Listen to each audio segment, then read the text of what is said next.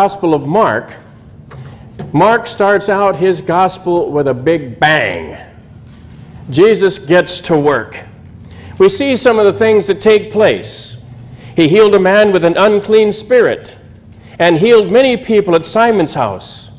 He conducted a preaching tour throughout all of Galilee and cleansed a leper and healed a paralytic, invited a tax collector to follow him, and bested the Pharisees in a controversy about fasting, and bested them again at a controversy over plucking grain on the Sabbath. Then he went and he healed another man with a withered hand. But perhaps the most important is that when the crowds pressed in around him at the side of the sea, unclean spirits fell down before him and they cried, "You are the Son of God." In other words, it has been clear both to the crowds that follow Jesus and the unclean spirits that Jesus is working by God's power.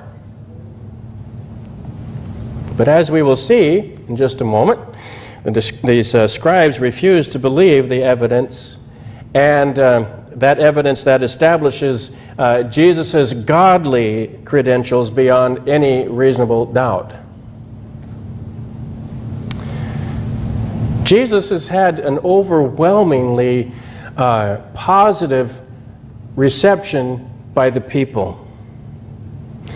But we also see in Jesus' preaching and his teaching and his performing of miracles, the telling of parables, that he also had enemies. And these were the scribes and Pharisees, the Sadducees, and other folks who were part of that governing body within the temple and within the context of the synagogues.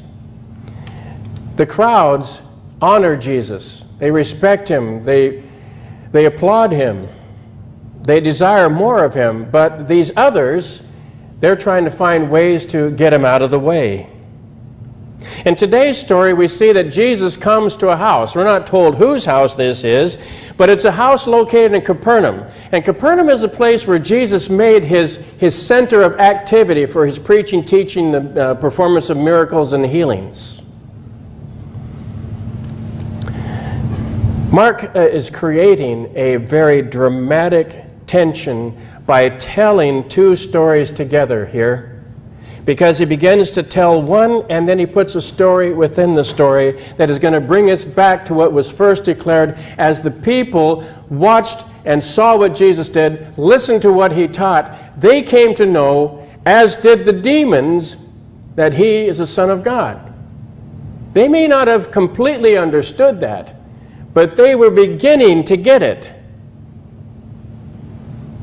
So as Jesus is standing and preaching, he tries to go into the house there in Capernaum, but the crowd has been following. In fact, they're becoming even a little bit more desperate, you might say.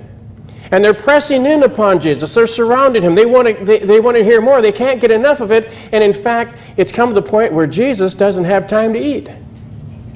And it appears to his mother and his brothers, his other family, stepbrothers and whatnot, that there's something really wrong with this picture.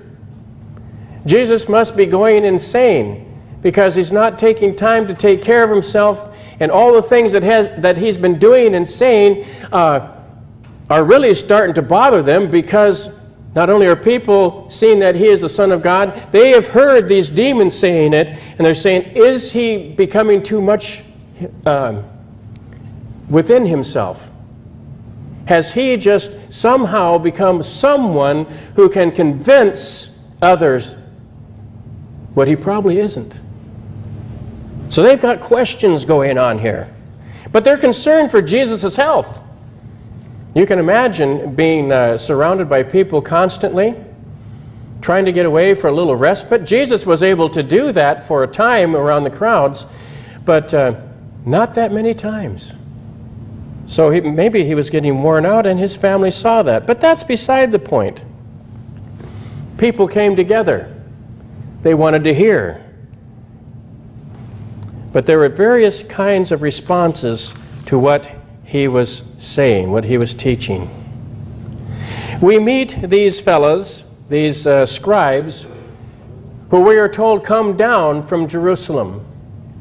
They have to leave the place where their authority is well known, and they have to come to Capernaum, and there they're going to confront Jesus, and they are hoping that they'll be able to trip him up and plant a seed of doubt within the crowds that are following.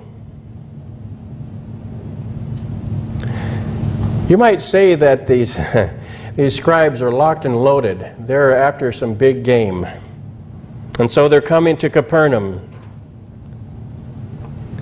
And what they say when they're observing what Jesus has been doing, they say among the crowds, he has Beelzebul. And by the prince of the demons, he casts out demons. Now, this crowd has never had anything to really compare this sort of a declaration to. So at first speaking, maybe the people were stopped dead in their tracks and saying, wait a minute, what if that's true?